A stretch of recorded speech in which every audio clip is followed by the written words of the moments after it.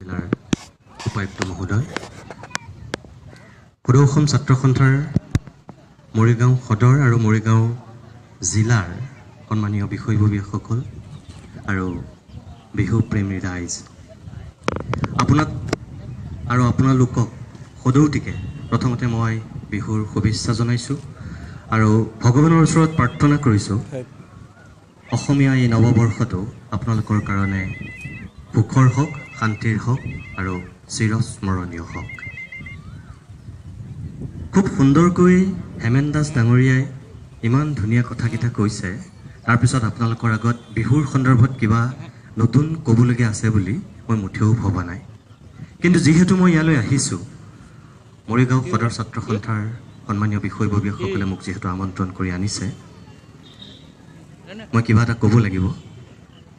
ভূপেন হাজৰিকাই গীত গোৱাৰ পিছত তাত কোনোবা গাঁৱৰ গকুল হাজৰিকাৰ গীত শুনিবলৈ যিধৰণে মানুহৰ আকৰ্ষণ নাথাকে, হেমেন দাসৰ কথাখিনি শুনাৰ পিছত এতিয়া মোৰো কথা শুনিবলৈ আপোনালোকৰ তেনেকুৱা এটা আকৰ্ষণ নাথাকিব, মই বুজি পাইছোঁ। কিন্তু তথাপিও মই বেলেগ এটা দিশহে ক'ব বিচাৰিছোঁ। মই ক'ৰবাত সেই কথাটো কৈছোঁ, ইয়াতো কওঁ, কাৰণ ইয়াত আই মাতৃসকল আছে আৰু আছে নতুন প্ৰজন্মৰ একাংশ প্ৰতিনিধি। অসমত এই যে আমি বিহু পাতিছোঁ, মোৰ যোৱা কিছু বছৰৰ পৰা ব্যক্তিগত এটা অনুভৱ হয়, অসমত বিহু পতা শ্ৰেণী 5টা আছে। 5টা শ্ৰেণীয়ে অসমত বিহু পাতে। খুব সূক্ষ্মভাৱে যদি আপোনালোকে চায়, তেতিয়াহ'লে দেখিব এই 5টা আঙুলিৰ দৰে এটা হাতত যেনেকৈ আমাৰ 5টা আঙুলি, তেনেকৈ আমাৰ অসমতো সেই 5টা শ্ৰেণীয়ে য'তে ত'তে বিহুবিলাক পাতি আছে। প্ৰথমটো শ্ৰেণীত আছে নাপাতিলে নহয়, পাতিব লাগে। চ'ত আহিল, চ'ত গ'ল, বহাগ সোমাব, বছ, বিহু পাতিব লাগে। কোনো লক্ষ্য নাই, কোনো উদ্দেশ্য নাই আৰু বেলেগ একো নাই, এনেই পাতে তাৰমানে। কোনোবাই হয়তো ক'ব, এনেইতো বিহু পাতিব লাগে। কিন্তু মই ভাবোঁ, এই যে হেমেন দাসে যিকেইটা কথা কৈছিল, ভূপেন হাজৰিকাৰ প্ৰসংগত যিকেইটা কথা কৈছিল, অসমীয়া মানুহে কিন্তু এনেই বিহু নাপাতিছিলে, এনেই বিহু পতা নাছিল। আহঁতৰ তলতেই হওক, পথাৰৰ মাজতেই হওক বা পৰৱৰ্তী সময়ত মৎস্যলৈ অনাৰ পিছতেই হওক, কিবা এটা আছিল তাত। কিন্তু আমাৰ এতিয়া বহুতেই সেই কথাটো পাহৰি যায়। পাতিব লাগে কাৰণেই বিহু পাতে, এটা চাম, সেই চাম। দ্বিতীয়টা চাম আছে, সেই চামটো এই প্ৰথম চামটোতকৈ আৰু বেলেগ। তেওঁলোকে এইকাৰণেই বিহু পাতে, প্ৰতিযোগিতা কৰি পেলাই বিহু পাতে। বিষয়বাব ল'বৰ কাৰণে খোৱা কামোৰা লাগে, কাজিয়া লাগে, কোনোবা সভাপতি হ'ব নোৱাৰিলে, কোনোবা সম্পাদক হ'ব নোৱাৰিলে, বছ, লগত তাৰ পৰা ফালৰি কাটি গৈ পেলাই ওচৰতে আৰু এখন কমিটি গঠন কৰিলে। গঠন কৰি সেইখনে যদি জুবিন গাৰ্গক মাতিছিলে, সেইখনে পাপনক মাতিব। তেওঁ যদি প্ৰিয়ংকা ভৰালীক মাতিছিলে, তেওঁলোকে জুবলিক মাতিব। বছ, তেওঁলোকৰ সেইটোৱেই চিন্তা যে আমিও কোনো গুণে কম নহয়, পাতিমেই, দেখুৱাই দিম।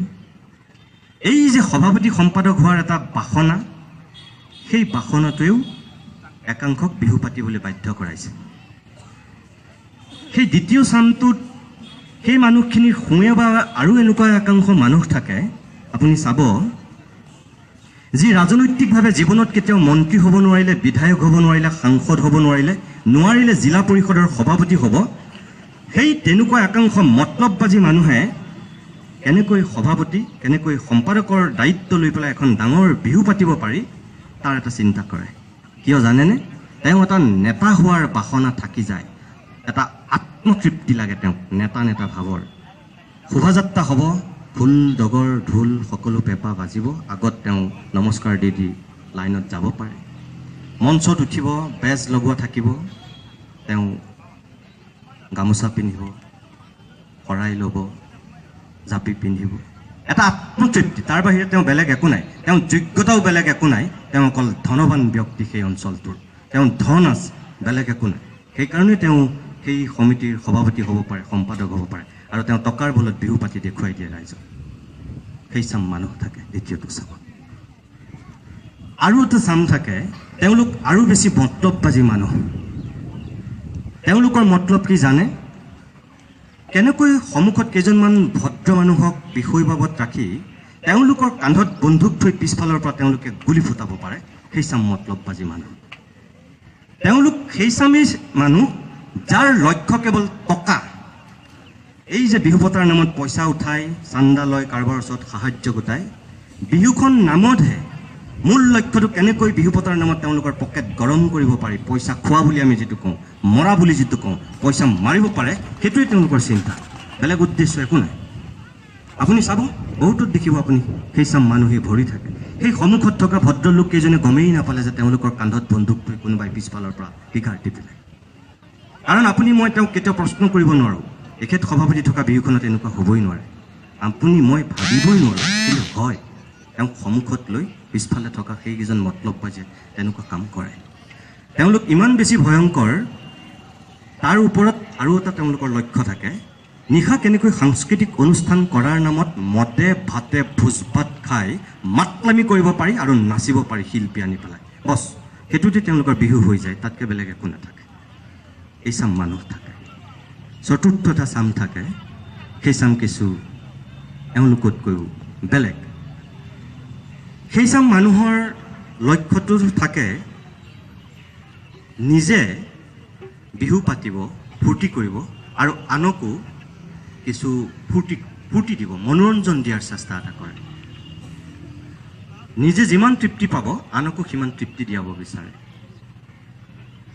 এই চাম মানুহ আৰু শেষৰ চামটো হ'ল এই গোটেইকেইটা চামৰ ভিতৰত আটাইতকৈ বেলেগ শেষৰ চামটো আপুনি চাব তেওঁলোকৰ বেলেগ লক্ষ্য উদ্দেশ্য একো নাথাকে তেওঁলোকৰ এটাই লক্ষ্য উদ্দেশ্য থাকে তেওঁলোকে উঠি অহা প্ৰজন্মটোৰ কাৰণে কিবা এটা দিব বিচাৰে জাতিটোৰ কাৰণে কিবা এটা কৰিব বিচাৰে নিজৰ কৃষ্টি আৰু সংস্কৃতিৰ কাৰণে নিজকে বিলীন কৰি দিব বিচাৰে সদায় অহৰহ মৰি তৰি হ'লেও তেওঁলোকে আনৰ কাৰণে কিবা এটা কৰিব বিচাৰে মই আশা কৰি মৰিগাঁও সদৰ ছাত্ৰ সন্থাৰ মুকলি বিহুৰ উদ্যোক্তাসকল এই পঞ্চমটো শ্ৰেণীৰ হওক যি জাতিটোৰ কাৰণে যি মাটিৰ কাৰণে যি নিজৰ কৃষ্টি সংস্কৃতিৰ কাৰণে কিবা এটা কৰিব বিচাৰিছে আৰু উঠি অহা প্ৰজন্মটোৰ কাৰণে কিবা এটা দিব বিচাৰিছে মই কিয় কৈছোঁ অসমৰ ৰাজনীতি অসমৰ সাহিত্য সংস্কৃতি অসমৰ সমাজ সকলোতে এতিয়া এটা অস্তিত্বৰ প্ৰশ্ন আহিছে কোনোবাই কয় দুদুল্যমান স্থিতিত আমি উপনীত হৈছোঁ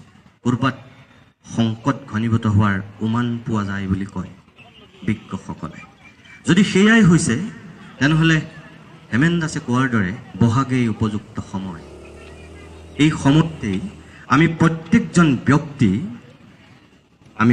হিচাপে ভাল হোৱাৰ কল্প ল'ব লাগিব ব্যক্তি ভাল হ'লেহে সমাজ ভাল হ'ব সমাজ ভাল হ'লেহে এটা জাতি ভাল হ'ব আৰু জাতি ভাল হ'লেহে ৰাজ্যৰ উন্নতি হ'ব সদৌ অসম ছাত্ৰ সন্থাক মই আন্তৰিক ধন্যবাদ জনাই আকৌ আশা কৰিছোঁ আপোনালোকে মোৰ কথাখিনি কৈ থাকোঁতে কোনোবাই হাত চাপৰি মাৰি আছে আপোনালোকৰো কেতিয়াবা এটা দায়িত্ব আছে হাত চাপৰি মাৰিলেই নহ'ব এই যে ওচৰত সাহায্য পাতি হাত পাতি আছুৱে যে এনেকৈ বিহু এখন পাতে আপোনাৰ শক্তি সামৰ্থ্য থকাৰ পিছতো আপুনি যেতিয়া কোনোবাই 100 টকা এটা বিচাৰি যায় আপুনি যে ছোৱালীজনীক কাম কৰা ছোৱালীজনীক পঠিয়াই দিয়ে যে বাইদেউ নাই গৈ বুলি কয় যা দাদা নাই বুলি কয় গৈ যা ইয়াত যদি তেনেকুৱা কোনোবা মানুহ আছে আপোনালোকে যদি হাত চাপৰি মাৰিছে আপোনাৰো সেই নৈতিক অধিকাৰ নাই হাত চাপৰি মৰা আপোনাৰ শক্তি সামৰ্থ্য আছে যদি আপুনি সেই 100 টকাটো দিব পাৰিব লাগিব সেইখন হৃদয় আপোনাৰো থাকিব লাগিব কিয় জাতীয় স্বাৰ্থত যদি আপুনি পইচা দিব নোৱাৰে যদি আপুনি সেই 100 টকাটো দি সহায় কৰিব নোৱাৰে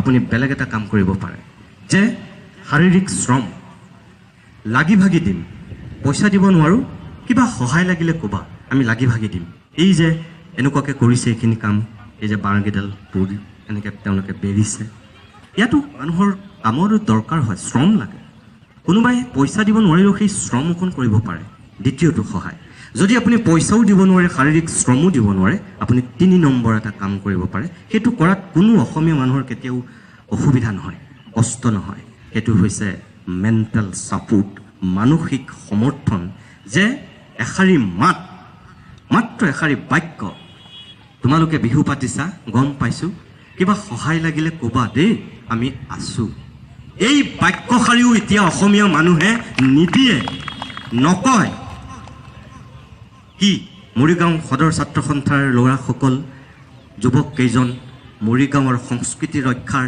ঠিকাদাৰ নেকি কোনোবাই এওঁলোকক ঠিকা দিছে নেকি বিহু ৰক্ষা কৰিবলৈ নাই দিয়া।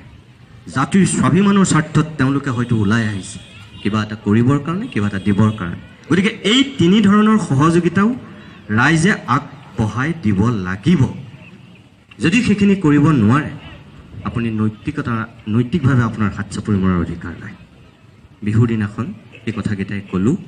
সদৌ অসম ছাত্ৰ সন্থাৰ সন্মানীয় বিষয়ববীয়াসকলক পুনৰ মই ধন্যবাদ জনাইছোঁ, হাৰ্দিক অভিনন্দন জনাইছোঁ, আৰু বিহুবলীয়া প্ৰত্যেকগৰাকী ৰাইজক মই জ্যেষ্ঠসকলক সেৱা জনাইছোঁ।